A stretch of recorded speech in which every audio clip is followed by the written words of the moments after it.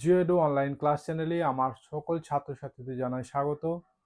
আজকে আমি তোমাদের নবম শ্রেণীর গ্রহরূপে পৃথিবী প্রথম যে চ্যাপ্টার আছে সেই চ্যাপ্টারটি সম্পর্কে আমি একটা গল্প বলবো। গল্পটি তোমাদের চ্যাপ্টার ভিত্তিক আলোচনাও হবে, সঙ্গে গল্পটা শোনাও হবে। তোমাদের প্রথম অংশ হলো গ্রহরূপে পৃথিবী। পৃথিবীটা যে একটা গ্রহ, তার রূপটা কেমন সেই রূপ সম্পর্কে আজকে আমরা ধারণা নেব বা জানবো এই গল্পের মাধ্যমে। গ্রহরূপে পৃথিবী এই অংশে প্রথম যে উপবিভাগ আছে সেটা হলো পৃথিবীর আকার। আমি লিখে দিয়েছি, দেখো। প্রথম অধ্যায় আছে গ্রহরূপে পৃথিবী, আর আমি যেটা আজকে আলোচনা করব বা গল্প বলবো সেই গল্পটা হবে পৃথিবীর আকার সংক্রান্ত গল্প। অর্থাৎ পৃথিবীর আকারটা কেমন। আমরা ছোটবেলায় যখন পড়াশুনো করিনি, কারো কাছ থেকে কোনো তথ্য পাইনি, তখন অনেকের চিন্তা হয়েছে, আচ্ছা পৃথিবীটা কিরকম হতে পারে। আমরা খালি চোখে যেটা দেখেছি সেটা মনে করেছি যে পৃথিবীটা একটা থালার মতো, হয়তো চ্যাপ্টা, কোথাও একটা জায়গাতে শেষ হয়েছে। অনেক সময় ছুটে গেছি যে ওই শেষ পৃথিবীর ওই শেষ জায়গাটাতে গিয়ে দেখি ওখানে শেষ হয়ে গেছে, কিন্তু ছোটবেলা তো, তখন অতটা ধারণা নেই পৃথিবী সম্পর্কে। তাই এই পৃথিবীর, অর্থাৎ মানুষ জন্মানোর পর হঠাৎ করে তো পৃথিবীকে বাইরে থেকে দেখতে পায় না। তো পৃথিবীর যে মানুষের যে বিবর্তন, সেই বিবর্তনের ধারায় মানুষ প্রথমত জানতো না যে পৃথিবীর আকৃতিটা কেমন। কেউ বলতো চ্যাপ্টা, কেউ বলতো গোল, কেউ বলতো চারকোনা। এর নির্দিষ্ট কোনো ব্যাখ্যা ছিল না কারোর মধ্যে। ব্যাখ্যা থাকবে বা কি করে, তখন এত আধুনিক তো ছিল না কোনো কিছু যে পৃথিবী বাইরে থেকে দেখা যাবে বা ক্যালকুলেশন করা যাবে উপগ্রহের মাধ্যমে, সেটাও ছিল না। তা চিন্তা করো, বহু প্রাচীন কালে মানুষ যখন, কোনো বাহন ছিল না, পায়ে হাঁটাচলা করতো, পায়ে কোনো রকম যান্ত্রিক সুবিধা ছিল না। তারপর আস্তে আস্তে বিবর্তন হয়। সেই সময়ে পৃথিবী সম্পর্কে যদি আমরা জানতে চাই, কল্পনা করো সেই সময়টা, যে সেই সময়ে কোনো রকম সুবিধা নেই, না ছিল মোবাইল, না ছিল কোনো কিছু যান্ত্রিক সুবিধা ছিল না। সেই সময় তাহলে আমরা পৃথিবীর একটা কোণে বসে বা একটা জায়গায় দাঁড়িয়ে আমরা কি সম্পর্কে ধারণা করব যে পৃথিবী কিরকম হতে পারে। হয় চ্যাপ্টা বলবো, না গোল থালার মতো বলবো, না হয় চারকোনা বলবো। বিভিন্ন জনের বিভিন্ন রকম চিন্তা ভাবনা ছিল। আস্তে আস্তে এই চিন্তাধারাগুলো আমি বর্ণনা করব, যে প্রথম অবস্থায় মানুষের, আমাদের যেরকম ছোটবেলায় চিন্তা ভাবনা ছিল, ঠিক সেই রকম আমাদের পূর্বপুরুষ যারা ছিলেন দার্শনিক, তেনাদের মধ্যেও কিছু কিছু এরকম ধারণা ছিল। আমরা প্রথমে লিখেছি, দেখো, পৃথিবীর আকৃতি।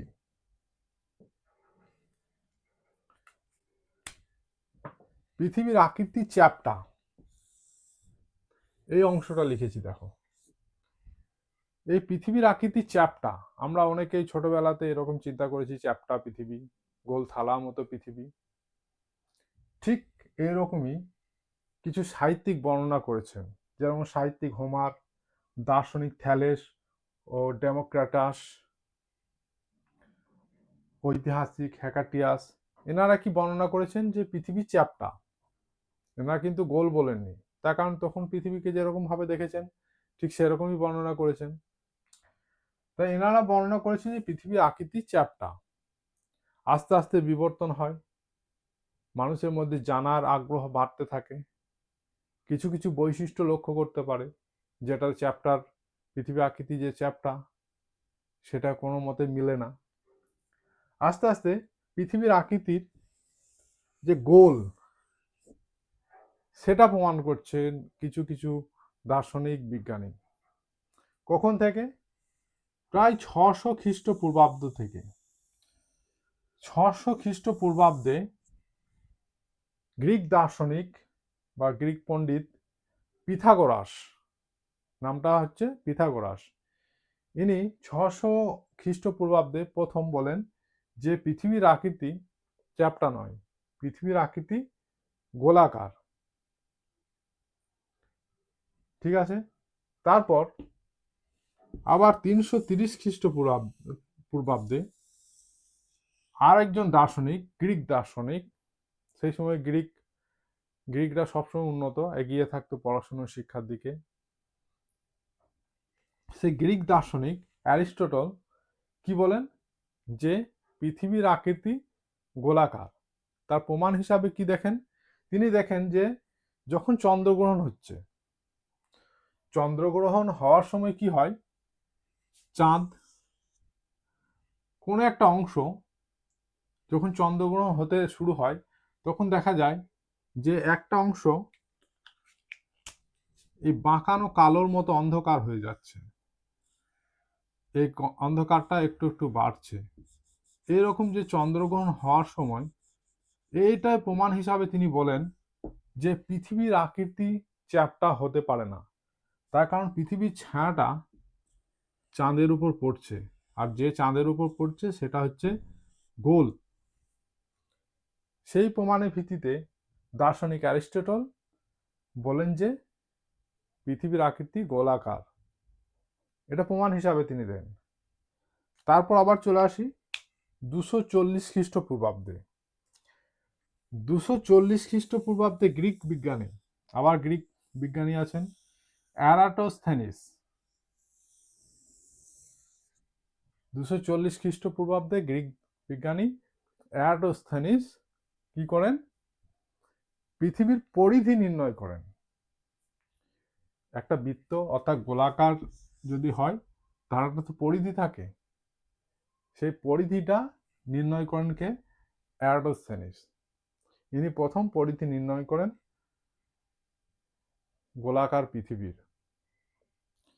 এগুলো তাহলে আমরা দেখলাম যে পৃথিবীর আকৃতি গোল, যে সমস্ত দার্শনিক বিজ্ঞানী বলেছেন সেগুলো জানলাম।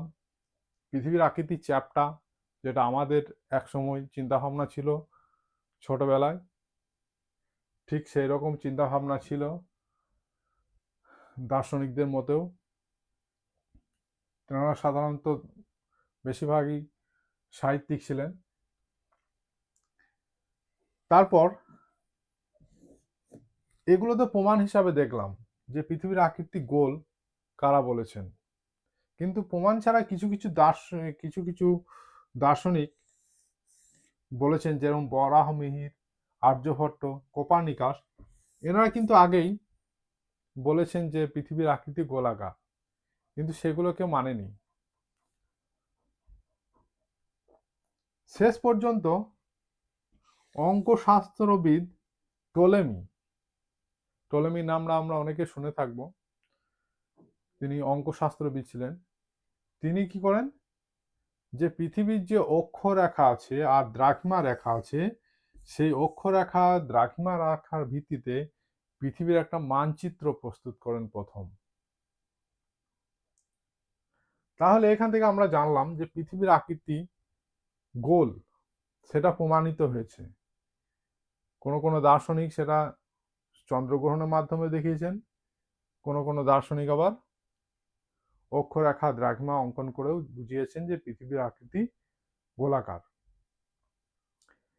এগুলো তো আমরা পূর্বের ইতিহাস সম্পর্কে জানলাম, ভূগোলের ইতিহাস। এগুলো হচ্ছে পৃথিবীর আকার সম্পর্কে ভূগোলের একটা ইতিহাস।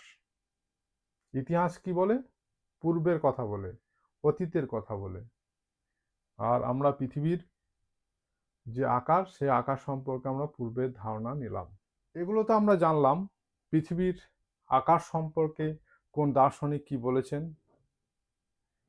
এবার আমরা এই পৃথিবীর যে আকার গোলাকার, তার সাপেক্ষ যে প্রমাণ আছে, সে প্রমাণগুলি আমি পরবর্তী ভিডিওতে আনতে চলেছি।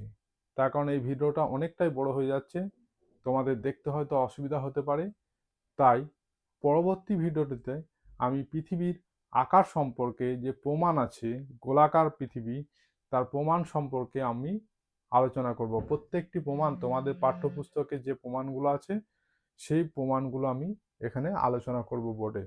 এই ভিডিওটি যদি ভালো লেগে থাকে তাহলে পরবর্তী ভিডিওটা দেখবে, ওটাও ভালো লাগবে আশা করি।